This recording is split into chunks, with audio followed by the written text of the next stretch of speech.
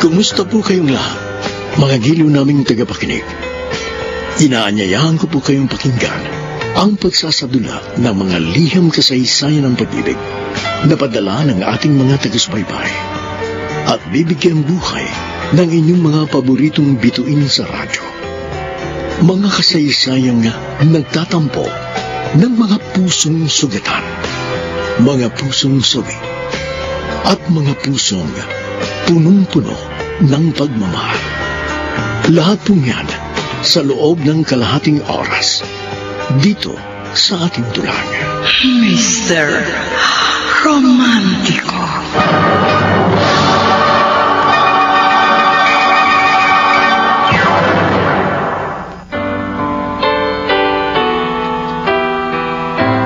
Ang pag-ibig ay sadyang masalimuot at walang sino mang nakatitiyak na magiging kapalaran. Dapat lamang ihanda ang ating sarili sa gagawing pakikipagsapalaran. Mapalad tayo kung sakaling matapat at malinis ang uri ng damdamin na sa atin ay inilalaan. Dahil sadyang mahirap maghanap ng tunay at wagas na pagmamahal. Magandang umaga po mga giliw naming taga-subaybay. Narito na ang tampok na kasaysayan sa ating palatuntunan. Ang sulat ay padala ng isa nating tagapakinig mula sa Kalumpit, Bulacan. I listened to before. Oh, Diyos ko! Ano gagawin ko? Hindi ako marunong lumangoy! Tulong! Ma'am Celeste! Celine! Si Sir Hector! Ay! Tulong! Ay, Sir Hector! Hector!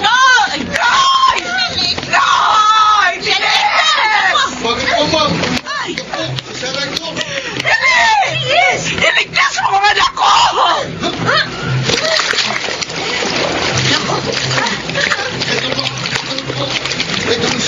Ay! Tulungan na kaya ako, Sir. Oh, Diyos ko po! Sana po ay po si Sir! Isipihan mo na siya, no? Bilis! Opo. Oh, Diyos ko! Hector, anak! Ano ba nangyari sa'yo? Ikaw, Malis! Nakita mo ba kung ano nangyari? Ma'am, nakita ko na lang po siya lumulutang sa pool. Hindi ko naman pumasak luluhan kasi hindi ako marunong lumangoy. Hector, ano nang pakiramdam mo? Tumawag kayo ng doktor! Opo, ako na po tatawag ng doktor, Ma'am Celeste.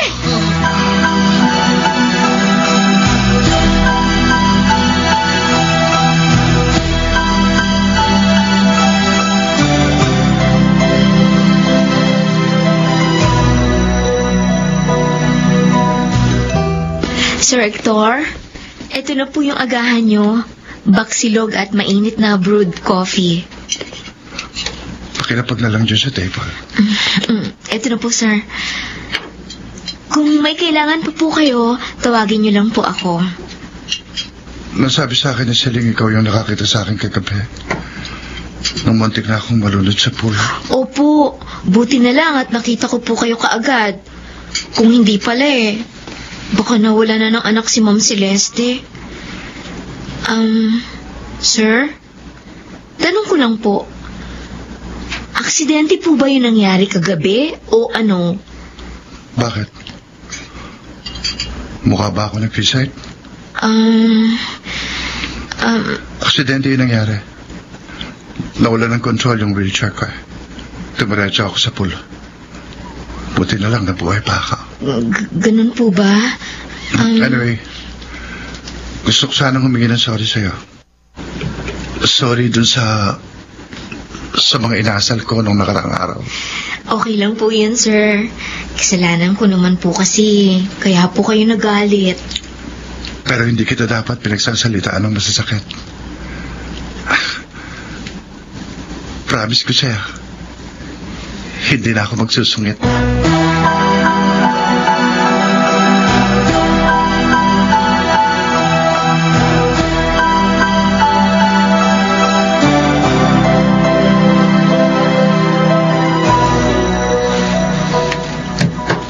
Hector? Hector? Opo, Ma. Tuloy kayo. Bukas yan. Oh, kumusta ka na? Masyado ako nang alala sa nangyari sa'yo kagabi. Anak, tapatin mo nga ako. Aksidente ba talaga yun o sinadya mo? Ma, Kahit na hindi mo sabihin sa akin, alam ko, nasasaktan ka sa nangyari sa relasyon niyo ni Diana. Usap-usapan ng mga amiga ko yung engagement ng ex-girlfriend mo sa lalaking ipinalit sa iyo. Alam ko, mahal mo pa rin si Diana hanggang ngayon. So, ano, nagtangka ka bang magpakamatay? opo, Ma. Sinadya ko yun. Bakit mo naman ginawa yun? Paano ko natuluyan ka? Paano na lang ako? Kami na nagmamahal sa'yo.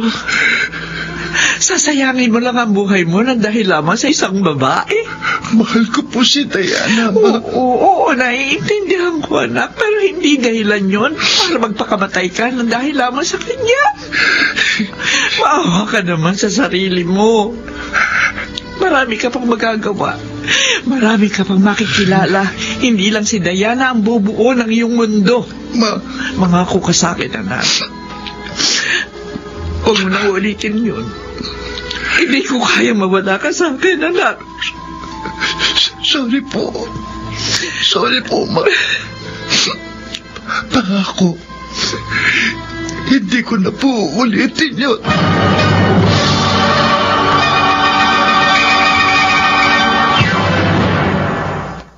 Mr. Romantiko.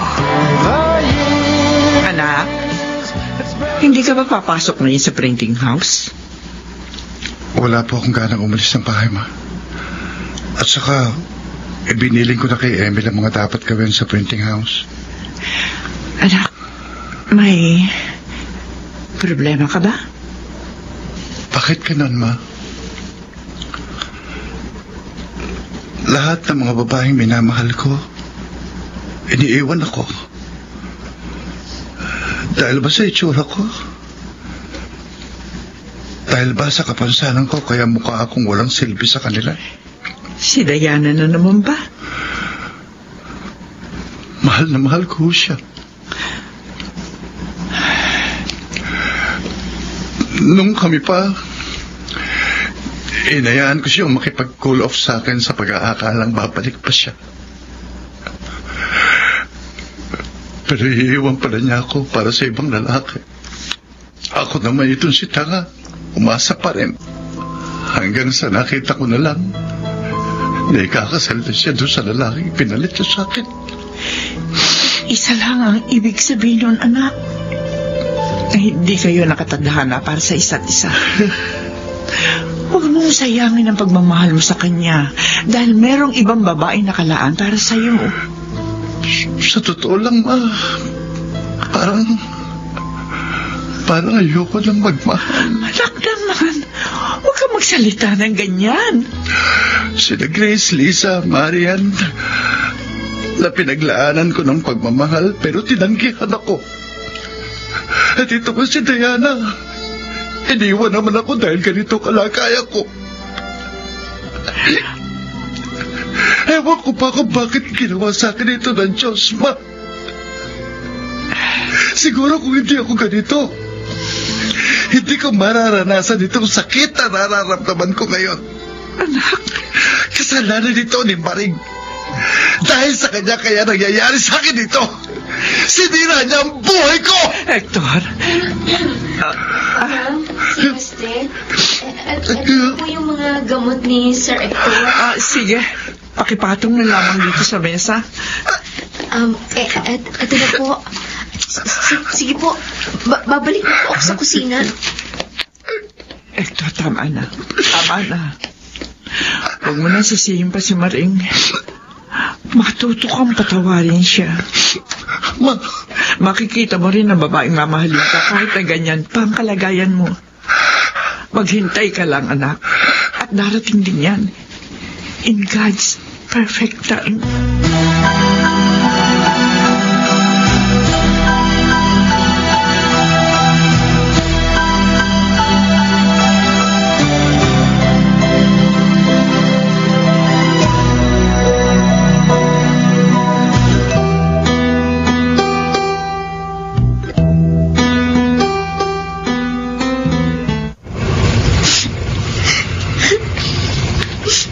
Damang-dama ko yung sakit na nararamdaman niya. Parang tinutulog ang puso ko nung makita ko siyang umiiyak ng ganun. Kasalanan ko ang lahat. Kung hindi ko ginawa yun, siguro masaya si Sir Hector sa buhay niya ngayon. Kaya malabong mapatawad pa niya ako. Maris? Ay, sir? Ay, kayo pala. Umiiyak ka pa? Wala po to, sir. Huwag niyo po akong alalahanin. Mukhang marami kang nilalapan, ha? Bakit hindi ka humingi ng tulong kina Melay at Jane? Kaya ko na po itong mag-isa, sir. May ikuutos po ba kayo sa akin? Wala naman. Maris, kung hindi nakakaistorbo sa paglalabang mo, gusto sana kitang makausap kahit sandali.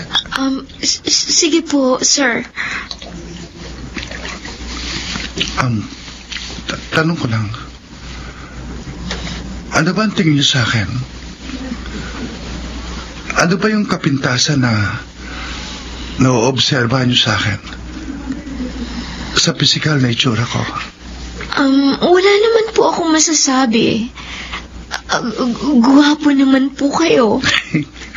Nambola ka pa. Totoo, sir. Hindi po ako nambobola sa inyo. May isa pa akong tanong. Kung sakaling mag-aasawa ka, gustuhin mo bang mag-asawa ng isang lalaking putulang paa at naka-wheelchair? Kung mahal niya ako at mahal ko siya, wala po sa akin kung putol ang paa niya o hindi. Sa pag-ibig naman, walang pinipiling itsura o kalagayan. Kung mahal mo siya, handa mo siyang panindigan. Sana ganyan ang pananaw ni Diana. Bakit, sir? Iniwan po ba niya kayo dahil sa ganyan ang kalagayan ninyo? Sad to say, pero oo. Kahit hindi niya sabihin ang diretso sa akin, nararamdaman ko sa mga kilos niya. Anyway, thanks for your time, Maris. Wala po yun, sir. Hindi bala. From now on, susubukin kong baguhin ang ugali at pakikitungo ko sa lahat.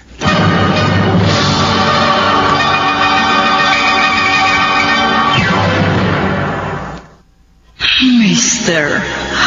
Romantico. Maris, napapansin mo ba si Sir Hector?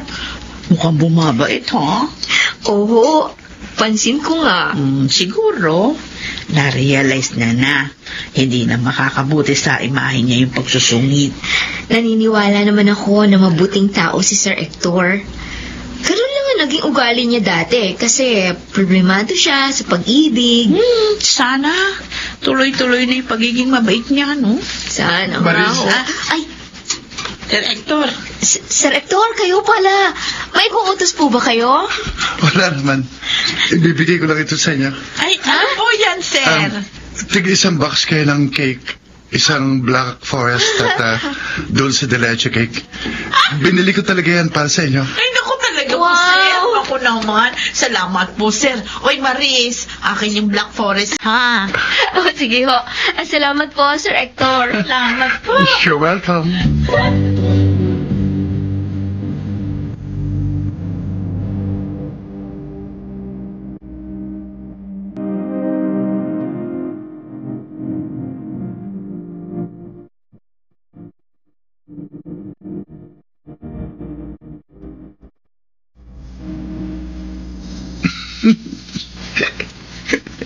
Oh, nandito ka lang pala sa garden natin. Oh, Ma, kayo pala. Sino naman kaya nagpapasaya sa uniko iho ko? Kayo talaga, Ma. Iniintriga niyo pa ako. For 15 years. Ngayon lamang kita nakitang masaya. Kung sino man yun nagpapasaya sa'yo, malaki ang pasasalamat ko sa kanya. Masaya lang ako, Ma, kasi unti-unti ko nang nalalatgo si Diana. Good. At saka, mas masaya pala kapag marami kang kaibigan. Basta, ipagpatuloy mo lang ang pagiging masaya. At saka, Ma, may aaminin ako sa'yo. Ano yun? May babaeng nagpapasaya sa akin ngayon. Talaga? Sino ba siya? Wala, Ma. Secret. Ikaw talaga, oo. Pero anak, masaya ko para sa'yo. Karapatan mo magmahal at mahalin kahit na ganyan pa ang kalagayan mo. Basta palagi mong tatandaan, kung talagang mahal ka niya, tatanggapin ka niya anuman ang kalagayan mo.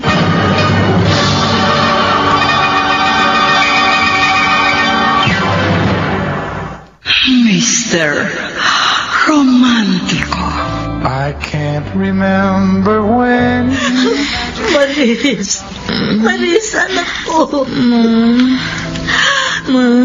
Saan ako? Ako, Diyos ko. Mabuti nagkamalay ka na, anak. Nasa ospital ka.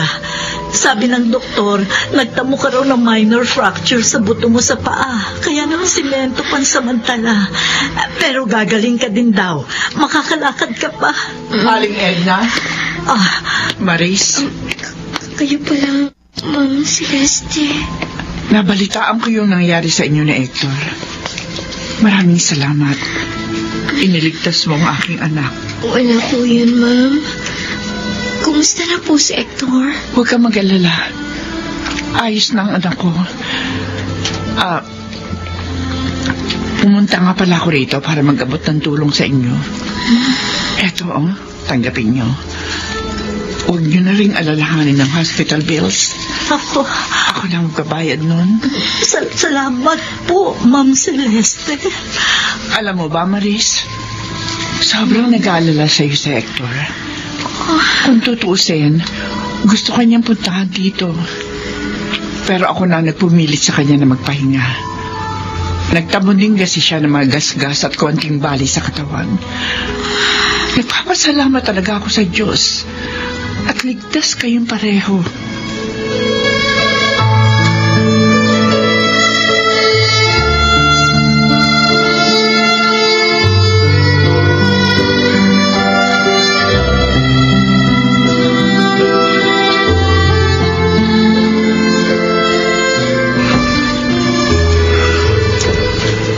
Hector, bakit hindi ka pa pumasok sa loob ng ward? Puntahan mo na si Maris. Mamaya lang lalabas na siya ng ospital. Ma? Bakit? May problema ba kayong dalawa? Si Maris at si Maring iisa. Siyang dahilan ng pagkakaputol ng isang paa ko. Siyang dahilan kaya ilang taon akong nabuhay ng puno ng insecurities at panghihinay. Galit ka pa rin ba sa kanya hanggang ngayon? Sa totoo lang, naghahalo pong emosyong nararamdaman ko. May pagkakataong galit ang nararamdaman ko. Pero may iba pa akong nararamdaman na hindi ko mapigilan. Suriin mong mabuti ang nararamdaman mo. Alamin mo kung ano sa mga emosyong nararamdaman mo ang nangingibabaw. Kung yun ba ay galit o pagpapatawad. Pero anak, kung ako ang tatanungin mo, mas pipiliin kong magpatawad. Ma? Oo, anak. Ilang taong kang nagdusa sa kalagayan mo. Pero binigyan ka naman ng Diyos ang pagkakataong nakabangon at patunayan sa iyong sarili na hindi ka useless. O ayan, binigyan ka niya ng successful na negosyo. At saka marami pa rin ang nagmamahal sa iyo. Bukod sa tingin ko naman, pinagsisisihan ni Maris yung ginawa niya sa iyo noon. Hindi ba dapat maging rason yun para magpatawad ka na?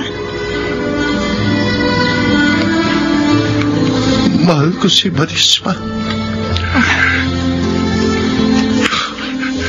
Pinaglaruan ako ng tadhana, ma.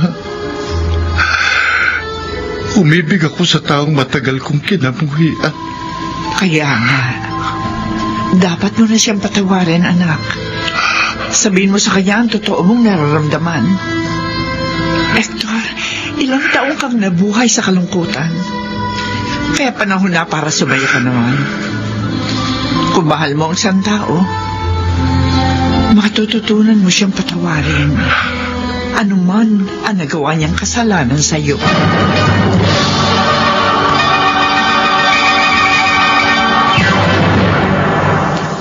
Mr. Romantiko. Narito na tayo, anak, sa bahay. Nakabalik ka na rin. Ma, na-miss ko po ang bahay. Sa loob kasi ng 2 buwang pagtatrabaho ko kina Ma'am Celeste. Tuwing linggo lang ako nakakauwi. Pero huwag kayong mag-alala. Maghahanap po ulit ako ng trabaho para makatulong ulit ako sa inyo. Huwag ka nang malulungkot, ha? Kung ano man ang nangyari sa'yo doon kina Ma'am Celeste, kalimutan mo na lang yon. Magsimula ka uli ng panibagong buhay. Opo, Ma. Ay, sandali lang po. May tumatawag sa phone ko. Sasagutin ko lang po. Sige, anak. Punta muna ako sa kusina para makapagluto na ako ng tanghalian na. Hello? Oh, Noy, napatawag ka. Maris, gusto lang namin mangumusta ni Manang Siling. Eto, nandito siya sa tabi ko. Hello, Maris. Kumusta ka na? Manang, ayos lang ako. Kakauwi ko lang galing ng ospital. Hindi ako komportable dito sa semento, sa paa at binti ko. Ang kate. Talagang ganyan. Pero gagaling din yan. Kayo, kumusta na kayo dyan? Ay, ganun pa rin. Maraming trabaho. Ay, siya nga pala. Kumusta na si Sir Hector? Ayun, malungkot pa rin. Yung negosyo nga niya, pinaasikaso nga muna doon sa kanyang pinsan. At saka parang narinig ko si Ma'am Celeste na magbabakasyon daw muna sa Amerika si Sir Hector. Ganun ba? Ay, Maris, may sasabihin pala uli sa'yo si Noy. Eto. Hello, Maris. Siya nga pala, anong trabahong papasukin mo pag magaling ka na? Kahit ano, basta kaya ko magiging trabaho. Ay, tama. May sinabi sa akin yung pinsan kong head ng HR sa isang ink factory sa kabilang bayan. Sabi niya sa akin, marami daw matatapos ng kontrata sa susunod na buwan. Pinag-a-apply niya ako eh. Gusto mong mag-apply ka rin? Kapag nagkataon, sa inventory ka ilalagay. Ano, interesado ka ba? Ay, oo naman. Interesado ako. Di bali, matanggal lang itong semento sa bintit pa ako. Sasama ako sa'yo na mag-apply dyan.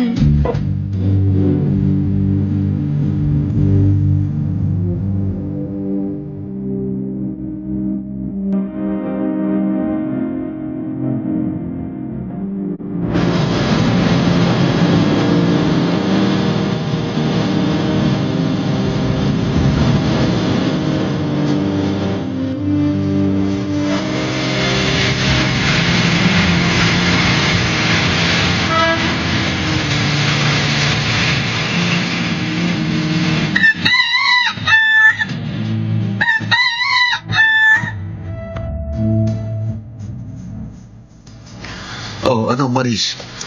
Kumusta naman ang bagong mong trabaho? Ito, ayos lang. Pagod lang ng konti. Kasi maraming dumating kanina na stocks ng ink. Kailangan bilangin eh. Ganyan talaga pag unang araw sa trabaho. Ako nga rin, medyo pagod na eh. Nakita mo naman kanina, ang dami kong binuhat ang mga karton. Kaya natin to. Nga pala, sa balingit na tayong mananghalian mamaya, ah. Oo naman. Ay, Maris! Maris, ang boss natin, si Sir Myong. Ha? Kasama niya, ay, Sir Hector? Sir Hector. Nakakalakad ka na? Prosthetic leg ito. Anyway, long time no si Maris. Dito na pala kayo nagtatrabaho ni Noy. Kilala mo na sila? Oo, Myong. Part sila ng household namin dati. Masisipag ang mga yan. By the way, Maris, Noy, Sir. si Hector sa Abedra, ang best friend ko. At isa sa malalaki nating kliyente.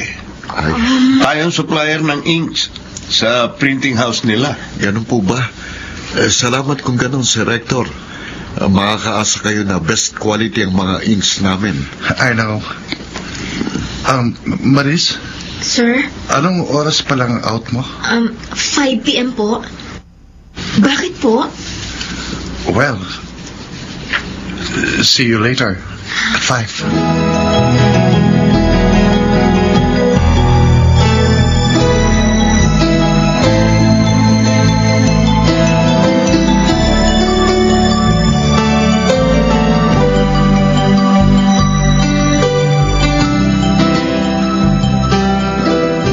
Maris, naka-out na ako. Tara, sabay na tayo. Mauna ka na, Noy. Ha? May hintayin pa kasi ako. Ay, oo nga pala. Makikipagkita ka kay Sir Hector. O sige, bye. Bye, Noy. Nasaan na kaya si Sir Hector? Maris? Ay, Sir! Nakakapanibago. Kasi nakakatayo at nakakalakad na kayo. Sa stage ko pa ipinagawa itong prosthetic leg ko.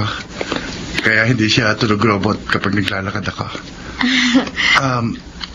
So, can I invite you for dinner? Oo naman po, sir.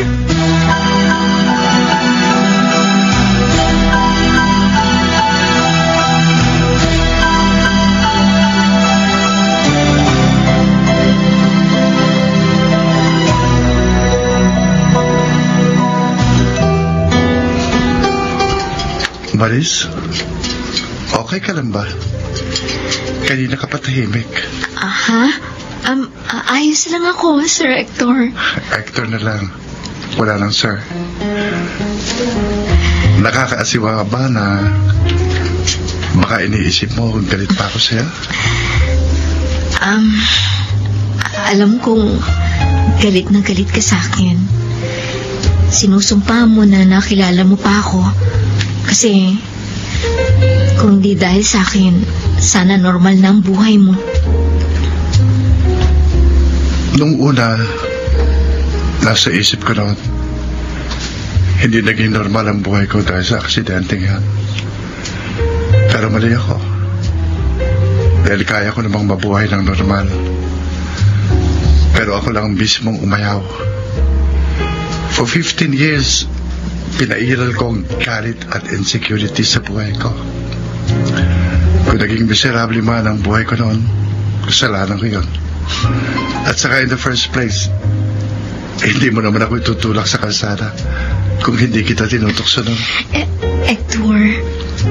Nung gabing inamin mo sa akin ang totoo at umiyak ka sa harapan ko, agad kong narealize sa mga pagkakamali ko. Hindi ko dapat sinaktan ang loob mo. I'm sorry kung sinisi kita sa loob ng mahabang panahon. Pinapatawad na kita, Hector. At masaya rin ako. At pinatawad mo na rin ako sa kasalanan ko sa'yo. Magsimula ulit tayo bilang magkaibigan.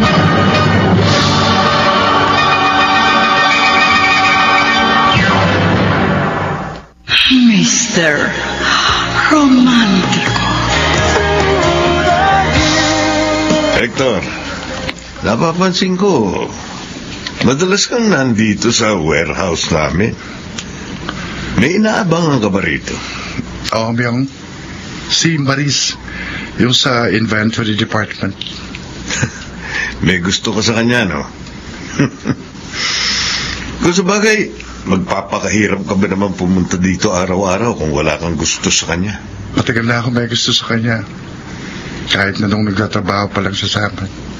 From a sophisticated Diana to a simple woman like Maris. Pero between the two, mas gusto ng mga lalaki ang katulad ni Maris dahil feeling secured sila. Kaya no wonder, pare. May mga nababalitaan akong nanliligaw doon sa kanya dito sa loob. Ilan sila? Siguro mga 5. Pero yung 4, ang balita ko, binasted agad ni Maris. Sino yung isa? Si Noy. Yung sa delivery department. Napapansin ko, very close sila ni Maris. Lagi sila magkasama sa lunch at merienda. Madalas nga rin, pag wala ka, si Noy naghahatid kay Maris sa bahay nito. Talaga? Oh. Mukhang nagsiselos ka na dyan, ah. Ay, malay natin, baka friends pa lang sila. Pero payo ko sa iyo, bro. Kung may gusto ka talaga sa kanya, huwag ka na magpatumpik-tumpik pa. Ligawan mo na, hindi yung panay paramdam ka lang.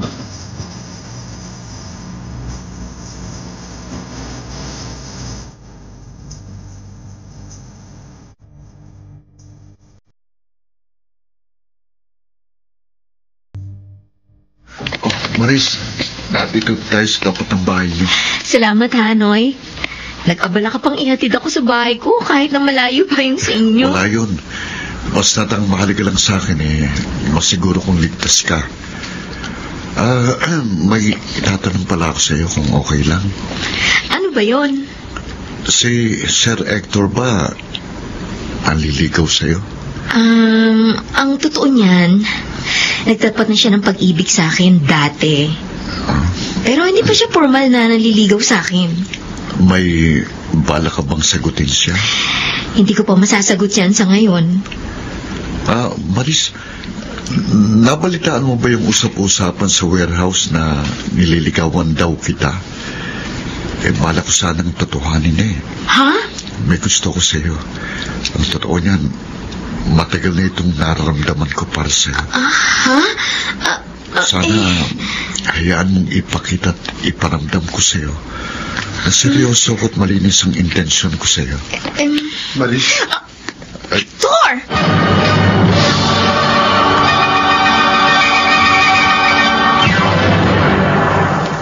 Mr.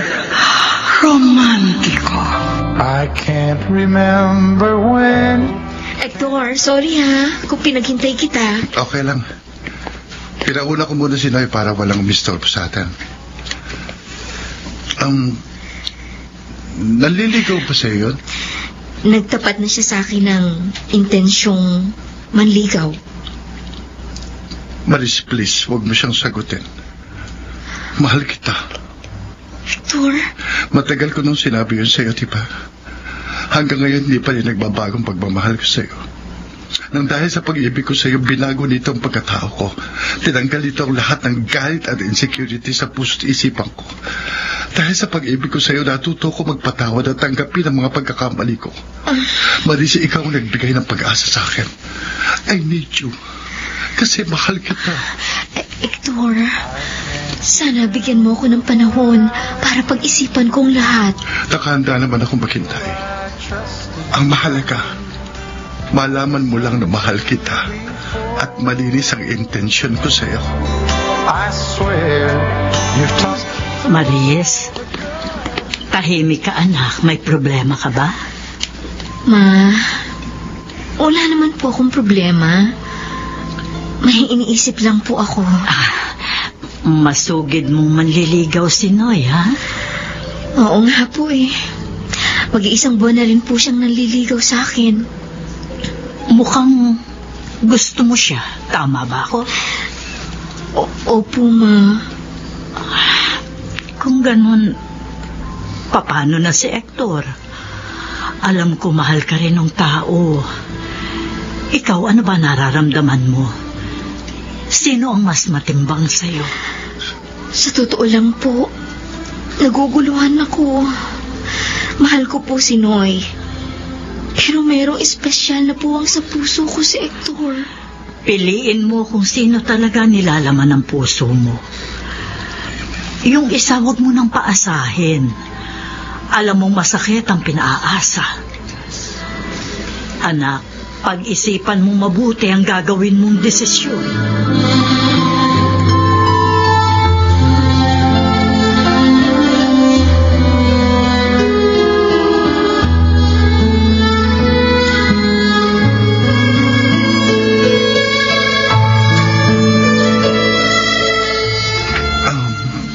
Maris? Hector, may sagot na ako sa panliligaw mo sa akin. Kung gano'n, anong sagot po? Hector, sorry. Oh. Ganun ba? Pwede kong malaman kung bakit? Si Noy ba? Siya bang sinagot po? Matagal kong pinag-isipan ito. Sinuri kong maigi ang mga nararamdaman ko. Oo, may special akong nararamdaman para sa'yo. Pero hindi siya pagmamahal ng katulad ng nararamdaman ko kay Noy. Ayoko masaktan ang kalooban mo. Pero kailangan mong malaman na ang totoo. Ayokong paasahin ka sa wala. Maris. Hector, huwag ka sanang magalit sa akin. No. Dahil hindi ako nagagalit sa'yo. Una sa lahat, karapatan mong pumili kung sinong gusto mong mahalin at makasama. Kaya bakit ako magagalit to? Hindi bali. Makikita mo rin ang babaeng nakatakda para sa'yo. At salamat sa pangunawa mo, Hector. Hindi mo man ako pinili. Angad ko pa rin ang kaligayahan mo. Siguro, magiging masaya din ako kapag nakita kitang masaya. Kasama yung taong pinili mo.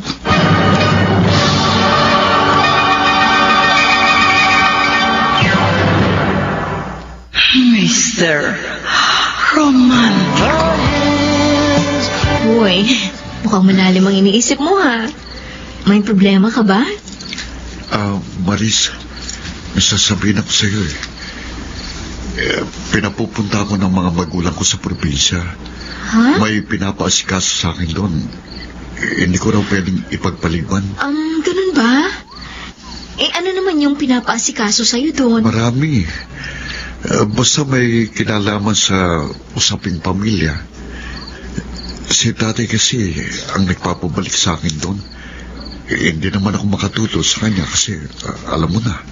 Okay, naiintindihan kita.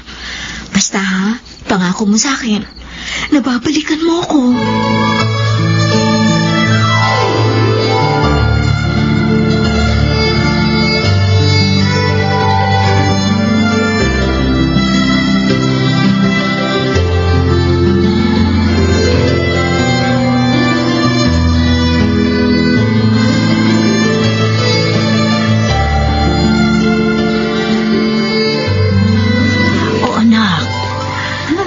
Sa'yo, bakit ganyan ka? Parang malungkot. Ma. Oh, bakit parang iiyak ka? Dahil ba kay Noy? Tignan niyo po itong nakita ko sa Facebook. Akin na, patingin nga. Teka, si Noy ito ah. Sino itong kasama niyang babae? At parang may relasyon sila. Hindi na po babalik sa akin si Noy. Ano? Ma, ang sakit malaman. Pagkatapos ko siyang mahalin, ipagtataksilan niya ako. May relasyon na sila ng babaeng nasa picture noon pang 1 buwan. Ma, niloko po ako ni Noy. Ganun ba? Napakasama naman pala ng lalaking yan. Ma. Huwag kang umiyak, Maris. Kailangan mong maging matatag. Tao po. Maris, Teka, di ba si Arieta? Hector yun? Hector! Oo, sandali lang ha, nandyan na.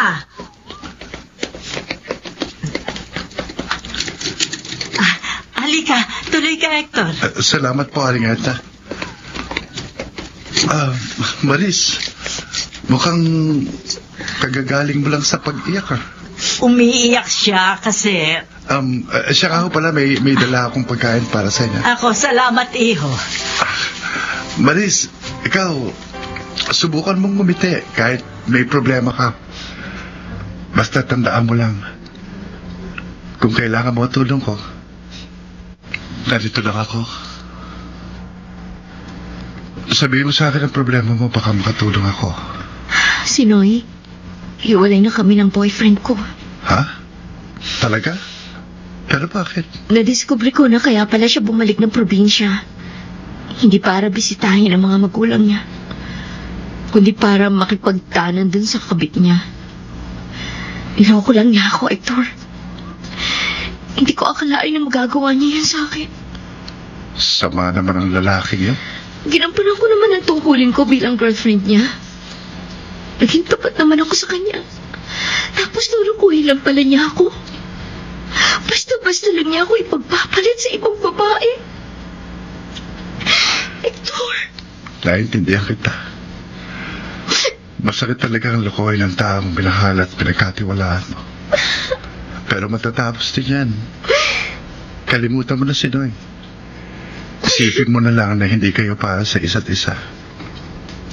Alam mo, marami naman siyang ibang lalaking pwedeng magmahal sa'yo eh. Kaya ikaw, huwag kang umiyak dyan. Mahirap mawala yung mahal mo. Nakakalungkot. Masakit. Nakakamiss. Bakit ganun?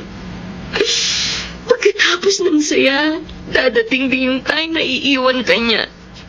Ang sama pa. Doon pa sa part na sobrang mahal mo na siya.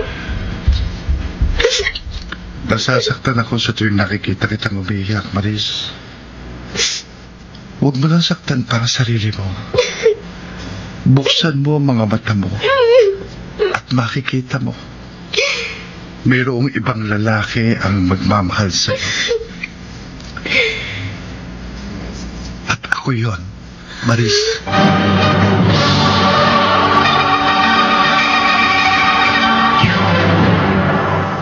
Mr. Romantiko. Mukhang bumalik ulit ang sigla mo, ha? Sana, anak, palagi kang ganyan. Teka, sino ba talaga ang inspirasyon mo? Si Maris ba? Opo, ma. Siya nga po. Tanggap niyo ba siya para sa akin? Oo naman. Tanggap ko siya para sa'yo. Lalo na alam ko na ugali ni Maris. Malayo man siya sa katayuan natin, pero naniniwala ako mabuti siyang tao. At kung ano yun nagpapasaya sa'yo, di doon ako. Salamat, ma. Anong ginagawa mo para mapasagot siya? Eto, puspusan pong ginagawa kong panliligaw sa kanya. Sana, sagutin niya ako. Siguro, ako na ang pinakamasayang lalaki kapag nangyari yun. Basta makita lamang niya na malinis ang intensyon mo sa kanya, makukuha mo ang matamis niyang oo.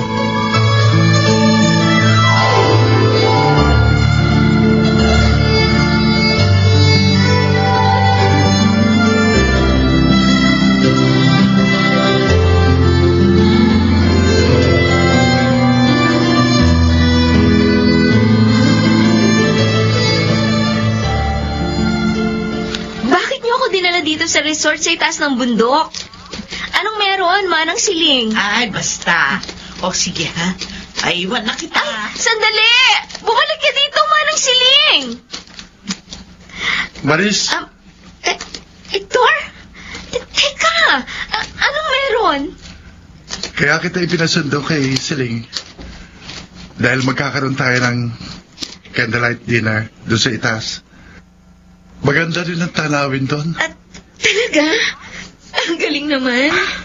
Maris, marami tayong pinagdaanang pagsubok na dalawa. Pero na-survive nating pareho yon. Marami din tayo naging realization sa buhay. At lahat yon naging instrumento para maging better tayo as a person. Hector.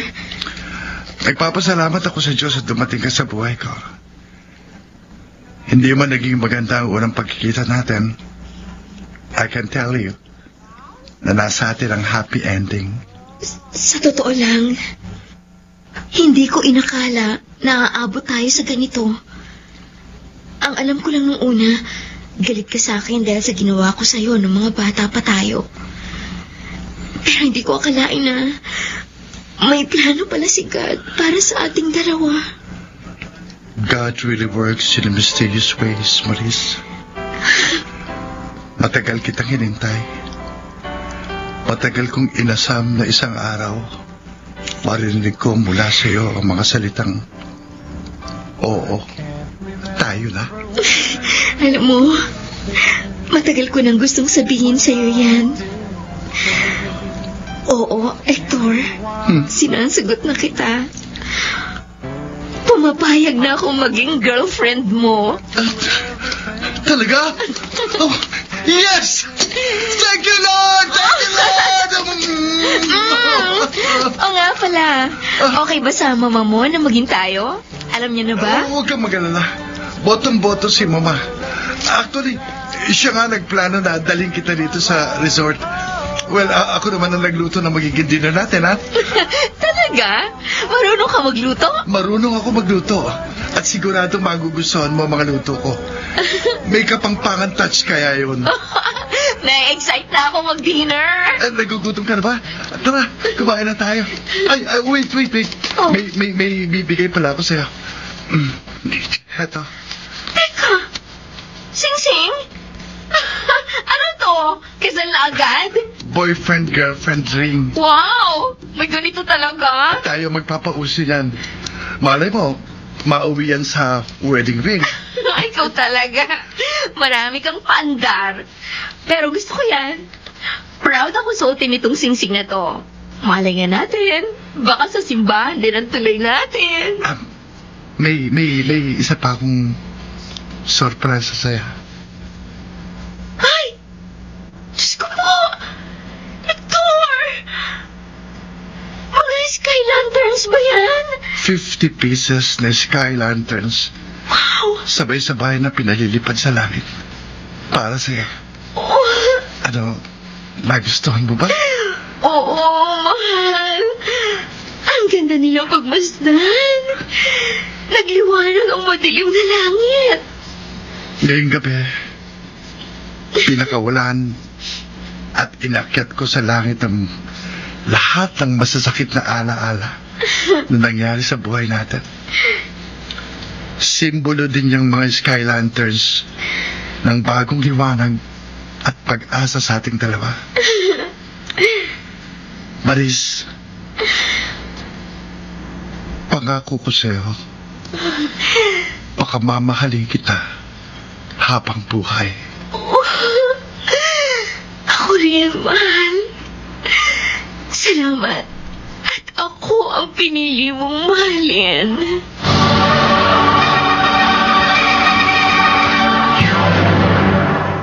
Mr. Romantiko. I can't remember when. Maraming salamat sa ipinadala mong kasaysayan. Bagamat sa una ay nagkaroon ng malungkot na bahagi, subalit sa bandang huli ay naging masaya ka naman. Sadyang mabait ang Diyos dahil nakatagpo ka ng isang lalaking magmamahal sa iyo, isang lalaking bukas palad, kaya hangad namin na harinawang maging maligaya ka. Muli, salamat sa iyong ipinadalang kasaysayan. Ang mga nagsiganap: Rosana Villegas, nakasama sina Vilma Borromeo, Susan Robles, Olive Madredeos, Lionel Benamin, Bobby Cruz, Soundman Jerry Mucha, sa musika ni Boboy Salonga, Technician Eric Lucero at Bong Muyar. Ang kasaysayang inyong napakinggan ay mula sa panulat ni Chris Nasenga sa direksyon ni Phil Cruz. Mga kaibigan, muli ko po kayong inaanyayang abangan ang isa na namang magandang kasaysay ng pag-ibig na aming itatampok sa susunod nating pagtatanghal. Hanggang sa muli, ako po ang inyo. Mr. Romantico.